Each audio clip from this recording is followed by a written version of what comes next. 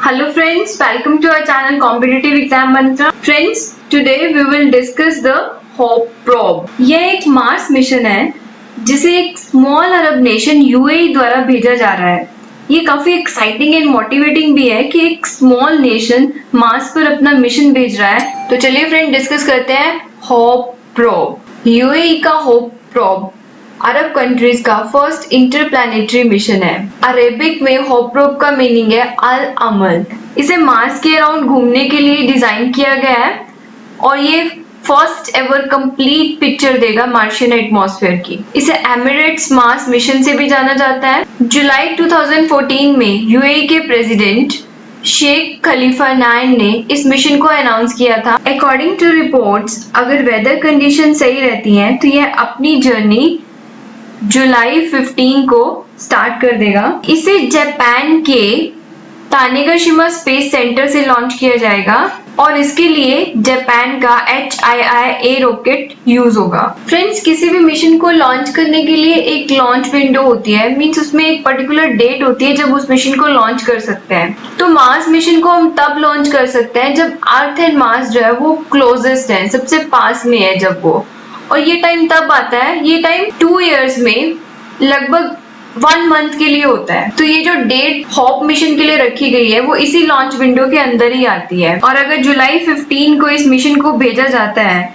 तो इस दिन एक और सेलिब्रेशन होगा, बिकॉज इस दिन शेख मोहम्मद बिन राशिद अल मखतूम का भी बर्थ एनिवर्सरी है, जो कि यूएई के प्राइम मिनिस्टर एंड दुबई के रूलर है। चलिए फ्रेंड्स, अब इस मिशन का पर्पस देखते हैं। What is this mission? Hope probe Martian atmosphere को स्टडी करेगा। इसे मार्स पर जाने वाला फर्स्ट ट्रू सैटेलाइट माना जा रहा है, बिकॉज मार्स के एटमॉस्फेयर की कंप्लीट स्टडी प्रोवाइड करवाएगा एंड काफी सारे इंपॉर्टेंट क्वेश्चंस को आंसर भी करेगा, जैसे कि मार्स पे हाइड्रोजन एंड ऑक्सीजन गैसेस क्यों लॉस्ट हो चुकी हैं। Hope probe first Mars mission होगा जो कि पूरे दिन जो वेदर चेंजेस आएंगे और फुल ड्यूरिंग सारे सीजन में जो चेंजेस आते हैं उनको मॉनिटर करेगा। इसके अलावा ये वहां पे डस्ट स्टॉर्म्स को भी ऑब्जर्व करेगा और मार्स पर जो टेम्परेचर में चेंजेस आते हैं उसके बारे में भी बताएगा। इससे हो सकता है कि जो मार्शियन सरफेस पे करोजन है उसके होने का रीजन भी पता चल जाएगा। इसके अलावा ये मार्स के अपर एटमॉस्फेयर में हाइड्रोजन ऑक्सीजन की डिस्ट्रीब्यूशन को भी स्टडी करेगा और यह भी स्टडी करने की कोशिश करेगा कि जब लोअर एटमॉस्फेयर में वेदर कंडीशन चेंज होती हैं तो इसका लिंक अपर एटमॉस्फेयर में हाइड्रोजन एंड ऑक्सीजन लॉस्ट होने से किस तरह से है। हो सकता है कि इसी प्रोसेस की वजह से ही बिलियंस ऑफ ईयर में मार्स में चेंजेस आ गए हैं और मार्स का एटमॉस्फेयर जो कि थिक था, मींस वो सस्टेन कर सकता था वाटर को, अब वो cold, thin and arid atmosphere में चेंज हो चुका है। Hope carries 3 instruments. इसमें मेनली 3 इंस्ट्रूमेंट है। These are the 3 instrument you can see in the picture: EMUS, EMIRS, EXI। ये इंस्ट्रूमेंट मार्स के अपर एटमॉस्फेयर को स्टडी करेंगे और इसके साथ ही क्लाइमेट में जो चेंजेस आ रहा है उनको भी मॉनिटर किया जाएगा। होप मार्स पर फरवरी 2021 में पहुंच जाएगा। चलिए फ्रेंड्स, नेक्स्ट देखते हैं how it is different from other missions. Hope किस तरह से जो दूसरे मार्स मिशंस जा चुके हैं उनसे अलग है।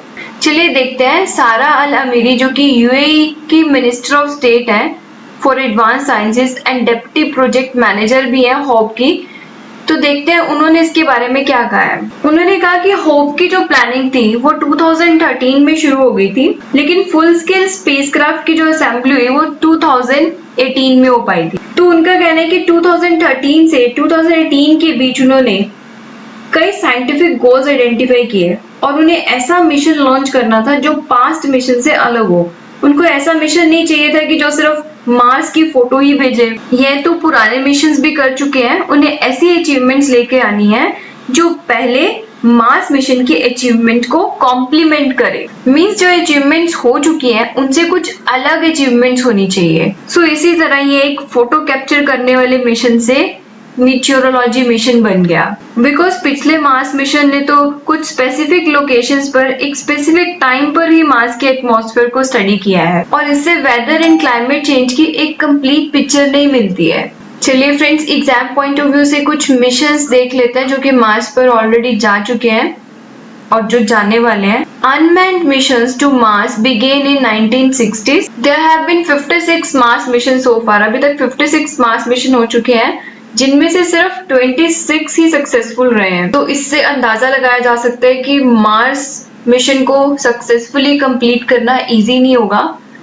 There are currently 8 active Mars mission, but अगर हम होप प्रोब की बात करें तो ये फर्स्ट अरब इंटरप्लैनेटरी एक्सप्लोरेशन है। So it is a big achievement for the UAE. चलिए कुछ मिशन देखते हैं। Mariner 4, Mariner 6 and 7, Mariner 9, Viking project, Mars Pathfinder, Mars Global Surveyor, 2001 Mars Odyssey. Friends, exam में मैचिंग में ये क्वेश्चंस पूछ लिए जाते हैं, तो आप एटलीस्ट याद रखिए कि ये वाले जो मिशंस हैं वो कौन से प्लेनेट पे भेजे गए हैं। जैसे कि ये मैरिनर, मार्स पाथफाइंडर, ये ओडिसी, ये सब किस पे भेजे गए हैं? मार्स पे भेजे गए हैं। Similarly Mars express, Mars science laboratory, curiosity rover, ये पहले भी एग्जाम में पूछ चुके हैं। इंडिया का मंगलयान या फिर से मार्स ऑर्बिटर मिशन भी बोलते हैं, जो कि 2013 में लॉन्च हुआ था। और मंगलयान मिशन को चीपेस्ट मार्स मिशन भी कहा जाता है, जिसकी कॉस्ट ओनली $73 मिलियन पड़ी थी। इसके अलावा अदर मिशंस है मार्विन, एक्सोमास, ट्रेस गैस ऑर्बिटर,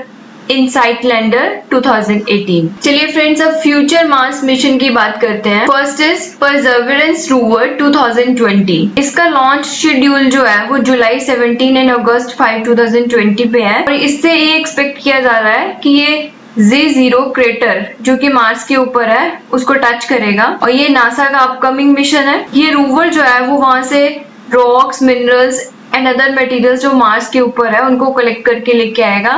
तो फ्रेंड्स, रोवर मैच करने के लिए आ सकते हैं, तो ये आपको याद रखना है। सेकेंड, चाइना का जो मिशन है वो है टाइनवेन 1।